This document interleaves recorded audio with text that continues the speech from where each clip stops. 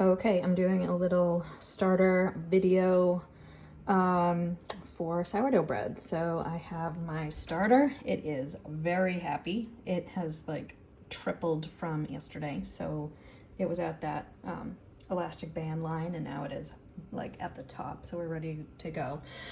So I am gonna start with, I have my cheat sheet here, 740 grams of water. And this is gonna cut it. I think I need to go get more. Yep, hold on. Okay, let's keep going. 740 grams water. Ah, went a little over, as I do. Take some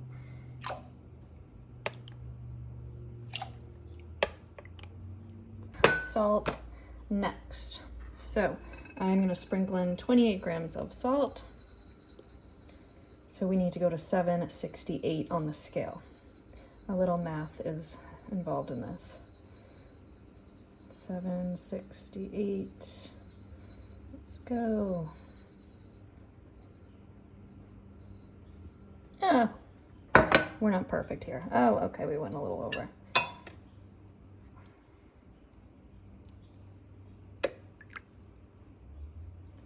Okay, next up, we are doing, a little more salt. Scale just keeps changing. Well, okay, next up we're doing 250 gram starter. I'm gonna put this in here until this reaches, come on, 768.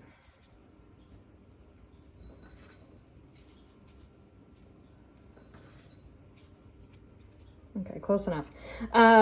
Until this reaches, so 768, let's just pretend that says 768 plus 250 grams starter. Let's just take a moment to admire how amazing this starter is looking. It's bubbly, it's ready to rock and roll. It's gonna go in this mixture. Before I put it in there, we're trying to get to 1,018 on the scale, mixing around that salt a little bit. Now it's saying 770, but it should be at 768 total, and that's fine. Okay, so it should equal 118. Oh, it does. We are actually really good. This is all I have left. This is very little bit. But once we feed it, and I probably won't even touch this until tonight, but I will not throw any of this away. I will scrape the jar every last bit to the bottom. And then tonight, before I go to bed, I'll feed it, and this whole process starts over again. So I should probably take it off the scale, but what I'm doing now is trying to mix the starter in with the water and the salt so that the water almost starts to look like milk.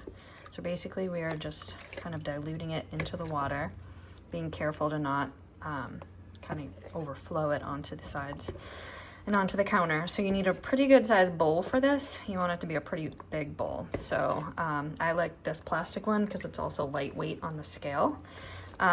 So at this point, this is pretty good. It's pretty mixed in. My water looks like milk.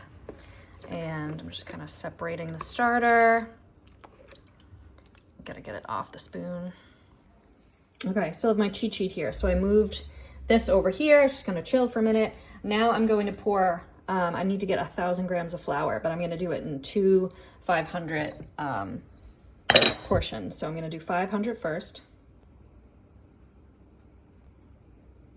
Okay, 500 grams of flour. I'm gonna do this 2 times, but I like to do 500 first and get this really well mixed before I add the next 500. Okay, this is how it looks after the first 500 of flour. I'm gonna add the next and it's gonna get pretty thick. So this is how it looks now that I've mixed it thoroughly. I used a wet hand and kind of went in there and just kind of combined everything, made sure there was no loose flour. And I'm gonna just let it sit here for like 30 minutes. I'm gonna go shower and then I'll do some stretch and folds, and I'll do those 3 times every like 30, 40 minutes or so. And then we'll let it sit again. Okay, 30 minutes went by. I did 1 stretch and fold. This is actually my second stretch and fold. So what I do is I wet my hand so it won't be as sticky. My hand's a little bit wet. And then I go in to the top and I pull, and then I stretch it in, and then I turn.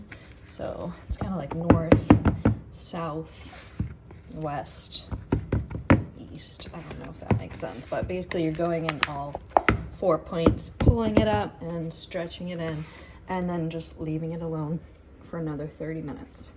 And I'll do those stretch and folds one last time. Okay, I just finished another stretch and fold.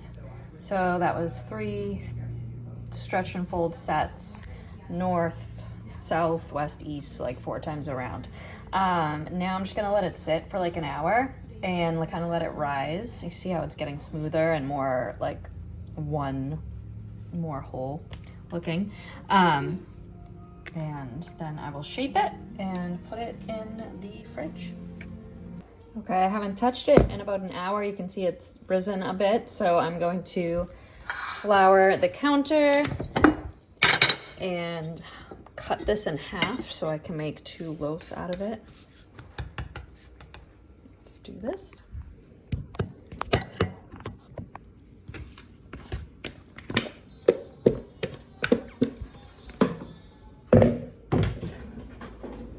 Use this little thing. Cut it.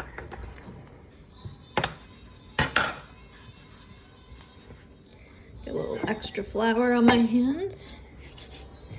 And I'm just going to roll it forward and then back, creating like tension and a nice little ball. So it looks really smooth. You can kind of see it there, okay? Do the same to this one, a little flour on my hand. Some on here. And then I'm gonna let these sit a minute while I get to the baskets that I put them in. You can really just use any small bowl and then put a shower cap over and put them in the fridge till tomorrow. And I'll bake them tomorrow at 450 degrees for 20 minutes with the Dutch oven cover on, and then I take the cover off and it bakes for 20 minutes with the cover off, and I just keep an eye on it. Okay, they're in their baskets. I get these on Amazon too. I just use a little food cover. You can also use a hair cap, and then I just put them in the oven and they sit overnight. I do a little dusting of flour over each one. I put them each on a pre-cut piece of parchment that I get from Amazon, and that is how I put it into the Dutch ovens.